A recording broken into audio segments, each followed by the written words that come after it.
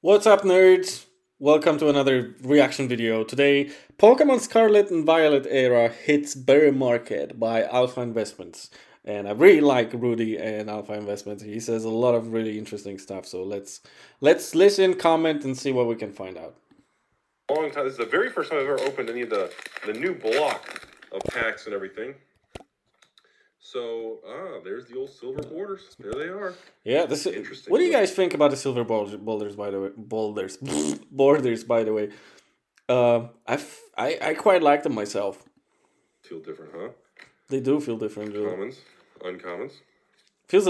It feels a little bit like a different game when you put them side by side to the yellow ones. Very soft, fancy, schmancy little foily uncommon. But the foiling on the order is definitely very different. It is. So Everything is different. These, and you guys can kind of watch if you want, or listen to more of a podcast style, or whatever you'd like. How do I say this? So I don't know if the market's more surprised on what's happening, concerned. Ooh, that is a nice pull, man. That is a nice pull. Like, I know I stopped him mid-sentence, but I like this. Wow. Okay, holy smokes. That's a beautiful energy card. Wow. Okay. It is. And of course, a foily little holo rare. I feel like the market was so excited for the next Pokemon block because the old Sword and Shield is just so impossible to get and became so expensive and desirable. Yeah, right. I remember just a couple months ago I was reporting on the prices of Sword and Shield era boxes. I mean, they've been just skyrocketing, and they still are to an extent. You know, every now and then they just keep going up. But I think he's right. Like, part of the hype for the new set was because the Sword and Shield was doing so well. Everybody just was ready to go balls deep, super crazy with the new era. There's our first flashy speed. Boom, Koraidon EX. Nice boom. Koraidon EX. And I feel like people were just so bullish because of how successful. And I've been telling you all for a while. I think the Sword and Shield block is... Yeah, I'm by the way guilty of that as well. I was extremely bullish on Scarlet and Violet right off the bat, without even like spoilers and anything. I was just bullish because it was a new era, and there were so many changes to it. Go down almost like as a historical one of the best blocks in Pokemon history. I was talking about that like 6 months ago, and even with the little small reprints here and there and some things happening, I don't think that changes any of the fundamental demand and overall acceptance and excitement that the market has for Sword and Shield era. I mean, and again, like I always say... Yeah, I mean, I agree 100%. The Sword and Shield era has, it's engraved in people's minds that it's valuable, it's to the moon, and no amount of reprint that will come, if any, this year will change that. Even in a bear market. You never fully know until something's over with and you can reflect back on it in the past. That's one of the worst things about collectibles and CCGs and the market. And a beautiful you never know until it's over. You never really know how good or bad something's going to be until you get past it.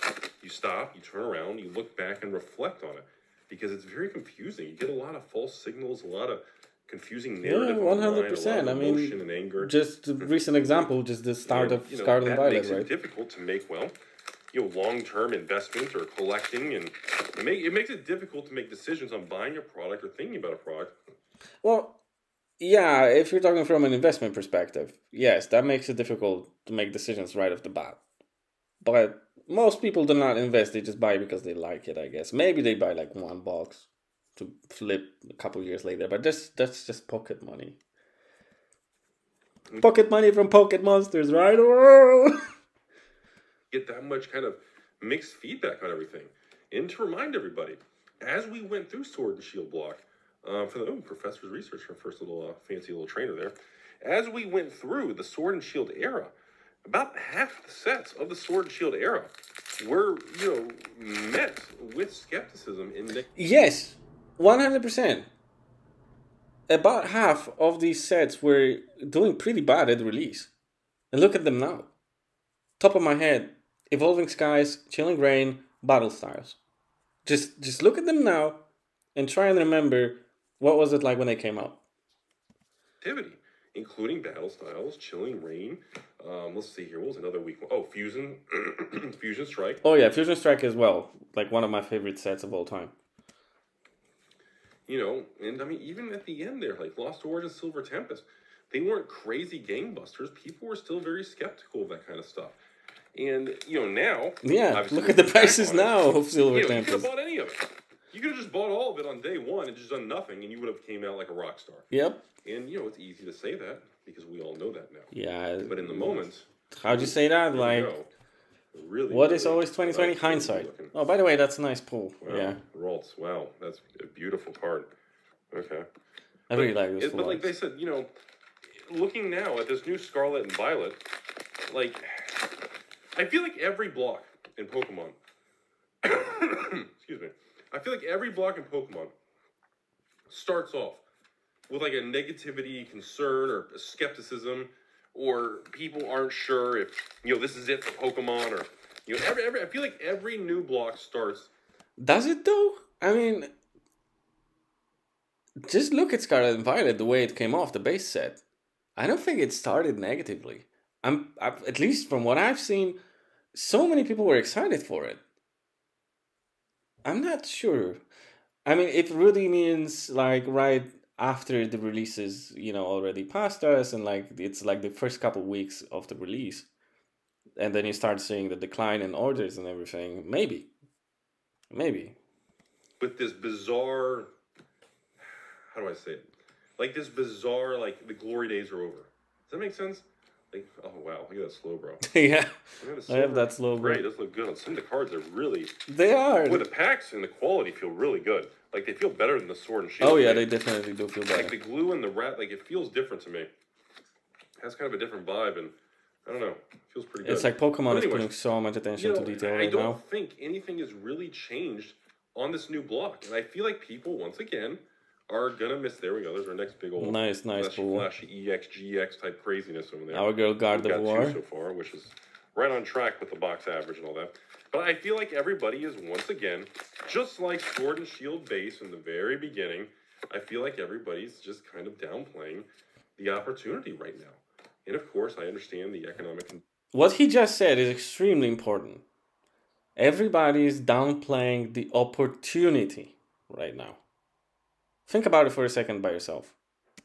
The macro conditions are not exactly favorable, so that's continuing downward. Yeah, and again, as I've been saying, the entire economy is not exactly favorable towards any sort of investing. So it's not really helping the situation. But the opportunity, 2 years from now, when people will look back on the base set, there's a high chance, given the track record of the history, that they will look very favorably.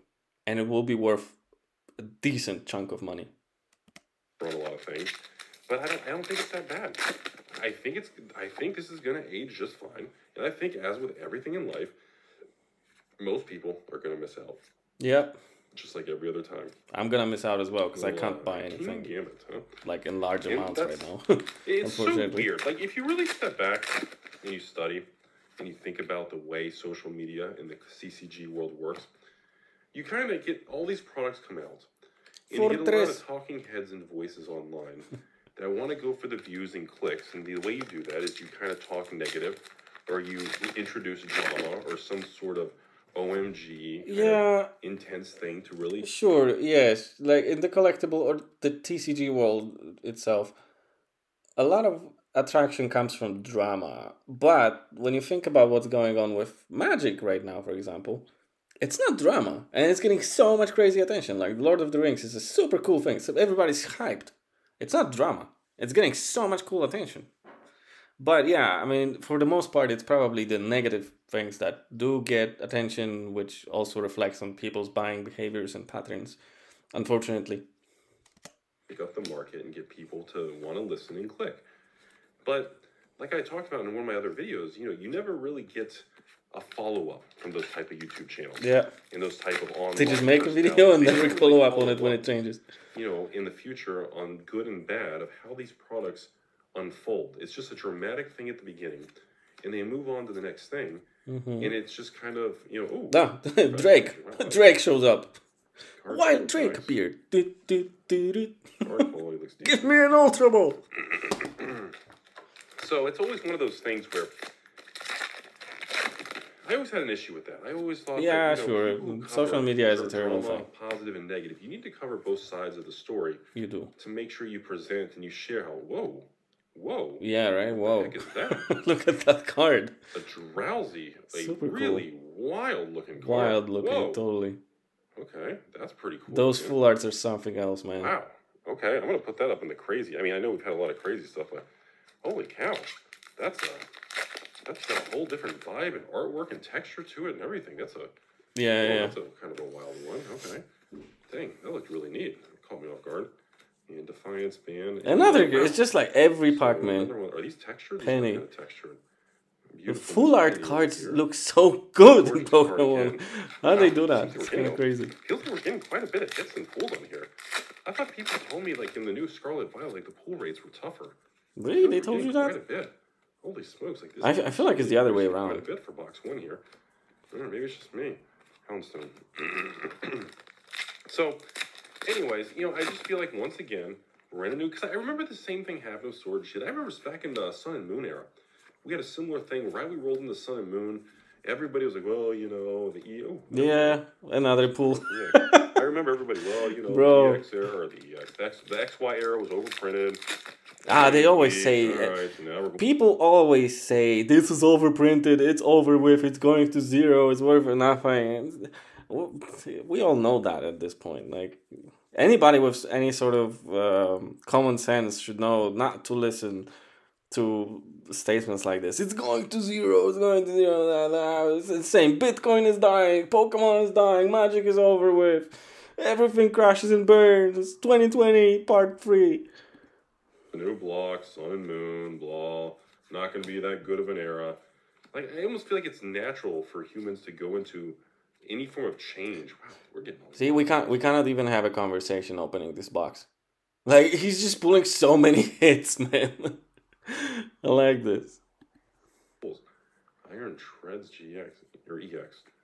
Wow, we're getting a lot of pulls in this box. Is it normal to get this many pulls? Did they make the pull rate easier? Right? They make the pull rate more difficult. Right? Holy smokes, we're getting a ton of pulls. Ton of pulls. I love this. I don't remember there being this many. I gotta buy myself a box, or just a couple boosters at least. They said they made the pull rate more difficult. They make it easier, so they're not as valuable, maybe? Because this is kind of, like, suspicious. Like, I'm getting suspicious on how many pulls we're getting now. Like, whoa, this is... Yeah, and look at the amount of pulls, and then go look at the price of these singles. I mean, they're decently priced as well. It's not like they're worthless, which is super cool. It's a very healthy situation. A lot of flashy hits in a single box. Like, I'm kind of getting like, okay, are they not worth as much? Did they change the whole thing? I don't know. Yeah, that's about it. Thank you for watching. This video was getting long enough, so I'm probably gonna do part 2 sooner or later. See you in the next one.